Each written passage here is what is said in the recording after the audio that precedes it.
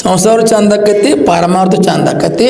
ಯಮ ಅಂತೂ ನಿಮ್ಮ ಓಣಿಗೆ ಬರಂಗೇ ಇಲ್ಲ, ನಿಮ್ಮ ಓಣ್ಯಾಗ ಬರಂಗಿಲ್ಲ ಅಂತ ಯಾವ ಇಂಥವ್ರು ಓಣಿಯಾಗ ಯಮ ಅಂತ ನಂದೇ ಕೆಲಸಲ್ಲಪ್ಪ. ಅವ್ರು ನಮ್ಮ ಕಂಪ್ನಿ ಅಲ್ಲ, ಅದು ದೇವ್ರ ಲೋಕದ ಕಂಪ್ನಿ, ಅದು ದೇವರವರು ಅವ್ರ ಲೋಕಕ್ಕೆ ನಾವು ಹೋಗಲ್ಲತ್ತ ಅಂತ ಯಮ. ಅದಕ್ಕೆ ಹಂಗಾಗಿ ಬರೋದು ಇಲ್ಲಿಗೆ. ಅದಕ್ಕೆ ಶ್ರದ್ಧಾನಂದ ಪರವಾಗಿ ಎರಡು ಮಾತು ಹೇಳ್ತೀನಿ.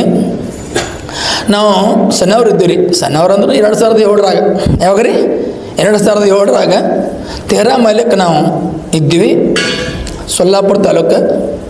ಅಲ್ಲಿಂದ ಅವರಾಧಕ್ಕೆ ಒಂದು ಮಠ ಆಯ್ತು ನಮ್ಮದು, ಅಲ್ಲಿ ತಳಗ ಅವರಾಧಾಗ ಯಜ್ಞ ಇತ್ತು, ಜಪ ಯಜ್ಞ ಇತ್ತು. ಜಪ ಯಜ್ಞಕ್ಕೆ ಶ್ರದ್ಧಾನಂದಪ್ಪರು ತಮ್ಮ ಅಲ್ಲಿ ಯಜ್ಞ ಮಾಡೋದತ್ತಿ ಹೋಗಪ್ಪ ಒಂದು ವಾರ ಅಲ್ಲೇ ಇರತ್ತಂದ್ರು. ಹೋಗಿ ಒಂದು ವಾರ ಅಲ್ಲಿ ಉಳ್ಕೊಂಡು ಪತ್ರಿಕೆ ಮಾಡಿಸೀನಿ. ಪತ್ರಿಕೆ ಮಾಡಿ ಯಜ್ಞ ಚಾಲೂ ಮಾಡಿದ್ವಿ. ಯಜ್ಞ ಚಾಲೂ ಮಾಡಿಗಿತ್ತು ಏನೋ ಮಜಾ ಆತ್ರಿ ಅಂದ್ರೆ ಈ ಯಜ್ಞ ಮಂಟಪ ಹಾಕಿದ್ವಿ ರೀ. ಹಾಕೆಲ್ಲ ಮಂದಿ ಬಂದು ಕೂತು ಒಂದಿನ ಮಳೆ ಆಗಲಿಲ್ಲ. 2ನೇ ದಿವಸ ರಾತ್ರಿ ಮಳೆ ಕಟ್ಟಿ ಎಂಥ ಮಳೆ ಅಂದ್ರೆ ರೀ, ಆ ಪೆಂಡಾಲದ ಮುಂದೆ ಇಷ್ಟು ನೀರು ನಿತ್ರಿ, ಮಂದಿ ಹಾಕ್ಕೊಂಡ್ರದು ಅಂಥ ಮಳೆ ರೀ. ನಮ್ಮ ಅಪ್ಪಗ ತಮ್ಮ ಯಜ್ಞಾಕ ಪ್ರೋಚನ ಆಗಂಗಿಲ್ಲ, ಇಷ್ಟು ನೀರು ನಿತ್ತು, ಲಗುನ 2 ಮಾತಿಲ್ಲಿ ಕಟ್ಟಿ ಮ್ಯಾಗ ಹೇಳಿ ಮಂಗಾರತಿ ಮಾಡಿ ಹೋಗೊಂಬ ಅಂದ್ರೆ ಅಲ್ಲೇ ಮುಗಿಸಿದ್ವಿ. ಎಲ್ಲಿಗೆ ಹೋಗೋದು, ನಾನು ತೇರಾಮಲಕ್ಕೆ ಹೋಗೋದು. ಹಳ್ಳಿ ಅಂದ್ರೆ ತೇರಾಮಲಕ್ಕೆ ವಸ್ತಿ ಬಂದಿವಿ. ವಸ್ತಿ ಬಂದು ಅಲ್ಲಿ ಉಳ್ಕೊಂಡಿವಿ. ಉಳ್ಕೊಂಡು ರಾತ್ರಿ 11-12 ಆಯ್ತು ಮಕ್ಕಳು ಹೊಡೆದ ಮನ್ಕೊಂಡು ಮುಂಜಾನೆ ಮತ್ತು 4 ಗಂಟೆಗೆ ಅಪ್ಪ ತಮ್ಮ ಹೇಳೋ ಅಂದ್ರೆ, ಅಪ್ಪ ನಾ ಹೇಳ್ತಿಲ್ಲ, ಅವರ ಬಂದಿವಿ ಸರ್ ನನಗೆ ತಮ್ಮ ಹೇಳೋ ಅಂದ್ರೆ ಹೇಳ್ತೀರಿ. ವಾಕಿಂಗ್ ಹೋಗುಂಬ ಅಂದ್ರೆ ವಾಕಿಂಗ್ ಹೋದಿವಿ. ವಾಕಿಂಗ್ ಹೋಗಿ ಬಂದು ಬುಕ್ ತಗೋ ಓದನು ಅಂದ್ರೆ ನಾವು ಅಪ್ಪ ಬಿಡ್ಸಾವ ಓದಂದ್ರು. ಓದಕತ್ತೀನಿ ರೀ. ಅದ್ರಾಗ ಶಿವಶಕ್ತಿಯುಕ್ತೋ ಯಾರ ಗ್ರಂಥ ಅದು? ಶಂಕರಾಚಾರ್ಯ ಅಂತ. ಅದು ಶಿವನ ಮತ್ತು ದೇವಿಯನ್ನು ಕುರಿತು ಹೇಳಿದ ಮಾತು. ಆ ಮಾತನ್ನು ನಾವು ಓದಾಕತ್ತೀನಿ. ತಮ್ಮ ಅನ್ನಂದ್ರೆ ಅದನ್ನು ಅರ್ಥ ಹೇಳ್ತೀನಿ ಗಪ್ಪ, ಬಿಡಿಸಿ ಹೇಳ್ತೀನಿ ಗಪ್ಪ ಅಂದ್ರೆ ಅಪ್ಪ ಶ್ರದ್ಧಾನಂದಪ್ಪರ ಅಂದ್ಕೂಲ ನಾನು ಗಪ್ ಕೂತ್ನಿ. ನೋಡ, ಶಿವಶಕ್ತಿಯುಕ್ತ ಅಂದ್ರೆ ಈ ಜಗತ್ತನ್ನು ನಾವು ಮಾಡಿಲ್ಲ, ನೀವು ಮಾಡಿಲ್ಲ. ಅಪ್ಪ ಹೇಳಿದ್ದು ಜಗತ್ತನ್ನು ನಾವು ಮಾಡಿಲ್ಲ, ಜಗತ್ತನ್ನು ನೀವು ಮಾಡಿಲ್ಲ, ಯಾವ ಬ್ರಾಹ್ಮಣರು ಮಾಡಿಲ್ಲ, ಯಾವ ಜಂಗಮರು ಮಾಡಿಲ್ಲ, ಯಾರೂ ಮಾಡಿಲ್ಲ. ಮುಸ್ಲಿಮರು ಮಾಡಿಲ್ಲ, ಹಿಂದೂಗಳು ಮಾಡಿಲ್ಲ, ಮುಸ್ಲಿಮ್ ಮಾಡಿಲ್ಲ, ಯಾವನು ಮಾಡಿಲ್ಲ. ಈ ಜಗತ್ತಿಬ್ಬರು ಮಾಡ್ಯಾರು. ಅವರ ಶಿವ ಮತ್ತು ಪಾರ್ವತಿಯರು, ಅವರು ಕೂಡ್ಕೊಂಡು ಜಗತ್ತು ಮಾಡ್ಯಾರು. ಅವರ ಬಗ್ಗೆ ಹೇಳ್ತೀನಿ ಕೇಳ ಎತ್ತಂದ್ರೆ ಅಂದ ಕೂಡಲಿನ ನಾವು ಸಣ್ಣವರಿದ್ದೀವಿ. ಅವ್ರು ಅಪ್ಪ ಹೇಳಿದ್ದು, ನಾವು ನಮ್ಮ ಗುರುಗಳು ಪೂರ್ಣಾನಂದೇವ್ರ ಅವ್ರು ಒಂದ್ಸಲ ಸಾಯಂಕಾಲ ಹಿಂಗೆಲ್ಲ ಕೂಡಿದ್ರು ಮಂದೆಲ್ಲ ಬಳಗ. ಮೇಗುಂಡಿಕೊಳ್ಳಕ್ಕೆ ಹೋಗೋಯ್ತಲ್ಲರು, ಯಾರೇ ಬರ್ತೀರಿ ಹೇಳ್ರಿ, ದಸರಾ ಅಲ್ಲೇ 10 ದಿನ ಮಾಡೋನು, ಅಲ್ಲೇ 10 ದಿನ ಪೂಜೆ ಮಾಡ್ಕೊಂಡು ಅಲ್ಲೇ ಮಂಟಪ ಹಾಕ್ಕೊಂಡು ಅಲ್ಲೇ ಪೂಜೆ ಮಾಡಿ ಜನ್ಮದಾಗ ಇವತ್ತು ಎಲ್ಲರೂ ದೇವಿಯನ್ನು ಧ್ಯಾನ ಮಾಡಿ ಉಂಡ್ರೆ ಪವಿತ್ರ ಆಕೈತಿ. ಯಾರು ಬರ್ತೀರಿ ಕೈ ಹತ್ತಿರ ಅಂದಾಗ ಒಂದು 8-10 ಮಂದಿ ಕೈ ಹತ್ತಿದ್ರು.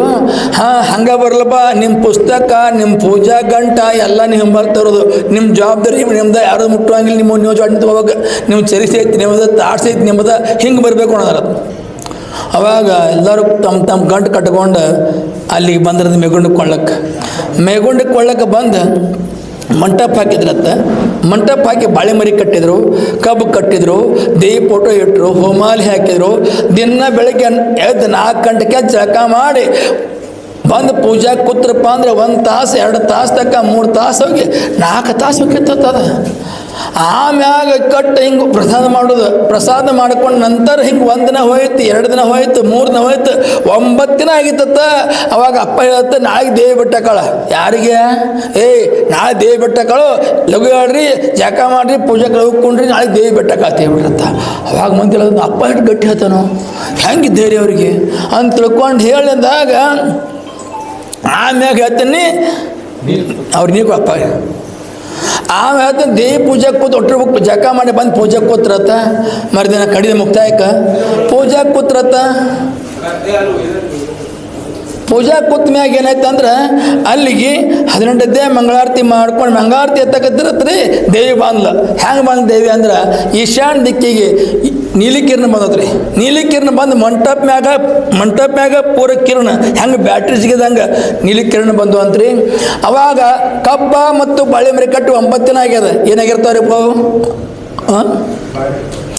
ಪೂರಾ ಬಾಡಿ ಮೋತಿ ಕೆಳಗೆ ಮೈದು ಕಬ್ಬಿನು ಎಲ್ಲ ಬಾಳೆ ಮರಿ ಒಣಗಿದ್ದು ಏನು ಇರ್ಲಿಕ್ಕೆ ಬಂದು ರೀ ಎಕ್ಕದಮ್ಮ ಚಿಗುತ್ತ ಬಾಳೆ ಮರಿಯಾಗ ತಟ ತಟ ನೀರು ಸೋರಾಕತ್ತಿದ್ವು ಅಂತಾರೆ. ಹೊಳ್ಳಿ ಚಿಗುತ್ತೆ ಅರ್ಧ ಕಟ್ತಾರಲ್ಲ ಆಗ ಮಳೆ ಆದಾಗ ಹಂಗೆ ನೀರು ಸೂರಾಕತ್ತಿವ ಬಾಳೆ ಮರಿಯಾಗ ಕಬ್ಬು ಸಹಿತ ಒಳ್ಳೆ ಚಿಗುತ್ತ ಅವು ನೀರು ಸೂರಾಕತ್ತಿದ್ವು ಅಂತ ಹೂಮಾಲಿ ಒಣಗಿತ್ತತ್ರಿ. ಅದೇ ಹೊಳ್ಳೆ ಹೂ ಅರಳಿ ಸುಗಂಧವನ್ನು ಒಳ್ಳೆ ವಾಸನೆ ಕೊಡಕತ್ತಂತ ಹೋಳಿಗೆ ನೈವೇದ್ಯ ತಂದಿರುತ್ತೆ. 3-4 ತಾಸಾಗಿತ್ತು, ಅದೆಲ್ಲ ಅರಿತು ಹೊಳ್ಳೆ ಮತ್ತದು ಬಿಸಿಯಾಗಿ ಹೊಗ ಹಾಕತ್ತತ್ತು. ಯಾವುದು ನೈವೇದ್ಯ. ಹೀಗೆಲ್ಲ ಆದ್ಮ್ಯಾಗ ಅರ್ಧ ಗಂಟೆ ದೇವಿಗೆ ಅಪ್ಪಗ ಮಾತುಕತೆ ಆಯ್ತು. ಯಾರಿಗೆ? ಪೂರ್ಣಾನಂದ ದೇವರಿಗೆ ಅಪ್ಪಾಗ ಕೋಲ್ಬೆನ್ ಸಾಗಿದೆ ಅವನಿತಿದ್ಲು. ಆದ್ರೆ ಎಲ್ಲರೂ ಹೆಂಗೆ ಕೂತಿದ್ರು. ಅವ್ವ ಕೊನೆಗೆ ನಾ ಹೊಕ್ಕಿನಪ್ಪ, ನೀ ಏನು ಬೇಡ್ತಿ ಪೂರ್ಣಾನಂದ? ಬೇಡಪ್ಪ ಅಂದಾಗ ಯವ್ವ ನಾ ಬೇಡಾಕ ಮಾಡಿಲ್ಲ.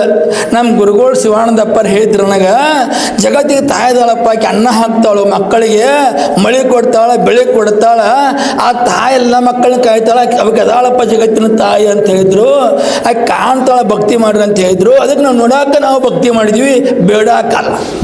ಅವಾಗ ಇಲ್ಲ, ನಾವು ಭಕ್ತರಿಗೆ ಕಾಯಕನ ಇರ್ತೀವಿ, ಸಂಪತ್ತು ಕೊಡ್ತೀವಿ, ಮುಕ್ತಿ ದಾರಿ ನಾವು ತೋರಿಸ್ತೀವಿ, ಮುಕ್ತಿನೂ ಕೊಡ್ತೀವ್ರೆ, ನೀ ಏನು ಬೇಡ್ತೀವಿ ಬೇಡ.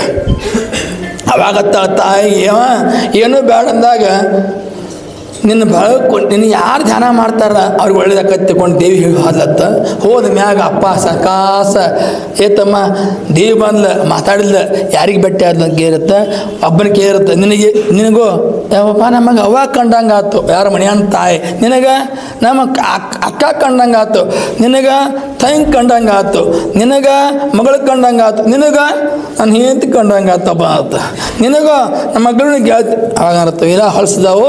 ಒಂದೆರಡು ಪಾಡ್ದ ಬಿಡಿರ್ಲಿ ತಾಯಿ ಕಂಡ ಪಾಡ ರಾಯಪ್ಪ ನಿನಗೂ ಅಂದಿರತ್ತೆ. ಯಾರಿಗೆ?